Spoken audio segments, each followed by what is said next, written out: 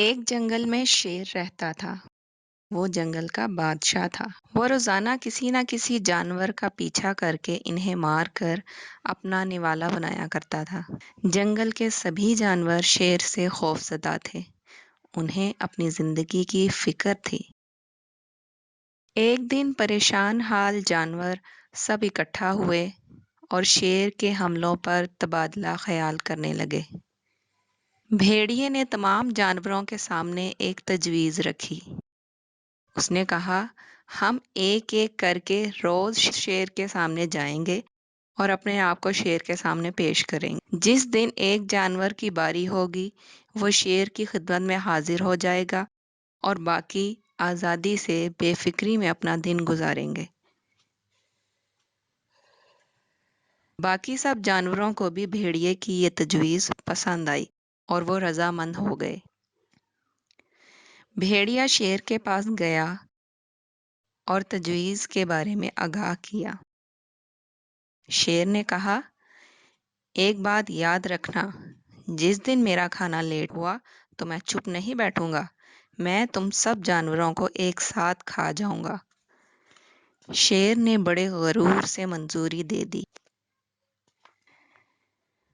اس دن سے ایک جانور اپنی باری کے مطابق غار میں جانے لگا اور شیر اپنے گھر بیٹھے ایک جانور کو مار کر کھانے لگا۔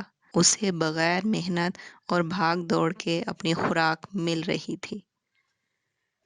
ایک دن خرگوش کی باری آئی۔ یہ خرگوش بہت عقل مند تھا۔ وہ شیر کی غار کی جانب بڑھ رہا تھا کہ اسے ایک ترکیب سوجھی۔ جب وہ شیر کے غار میں پہنچا تو شیر پہلے سے ہی انتظار میں تھا۔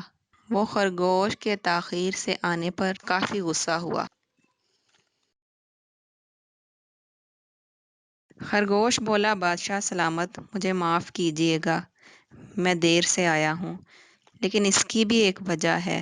جب میں آپ کی خدمت میں حاضر ہو رہا تھا تو مجھے راستے میں ایک شیر ملا جو مجھے آپ کے بارے میں پوچھ رہا تھا۔ میں نے اسے آپ کے بارے میں کافی اچھی باتیں بتائیں، لیکن وہ آپ کے بارے میں بہت بری باتیں کر رہا تھا، تو مجھے بھی غصہ آیا۔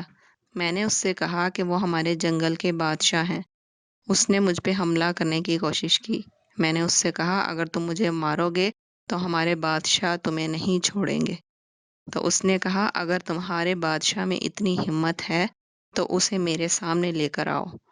وہ تو اپنے گھر میں ہی بیٹھ کر بزدلوں کی طرح کھانا کھاتا ہے۔ شیر کو غصہ آ گیا۔ شیر نے کہا، چلو اس کے پاس چلتے ہیں اسے سبق سکھانے۔ خرگوش بولا، چلیے بادشاہ سلامت۔ یہ کہہ کر خرگوش شیر کو لے کر جنگل کے درمیان ایک کنویں کے پاس پہنچا۔ شیر نے کہا، بادشاہ سلامت، آپ اس کنویں میں دیکھیں، وہ شیر بالکل آپ کی طرح دکھائی دیتا ہے۔ شیر نے کنویں میں جھانکا تو پانی میں اپنے عکس کو دیکھ کر دھاڑنے لگا۔ اسے اپنے جیسا شیر نظر آیا۔ خرگوش بولا، بادشاہ سلامت، دیکھیں وہ کیسے آپ کو دیکھ کر دھاڑ رہا ہے۔ خرگوش نے شیر کو اور اکسایا۔ شیر آپے سے باہر ہو گیا۔ اس نے زبردست چھلانگ لگائی اور پانی میں ڈوب گیا۔ کنویں میں کوئی اور شیر نہیں تھا۔ خرگوش کی عقل مندی سے سب جانور آزاد ہو گئے اور بے خوف زندگی گزارنے لگے۔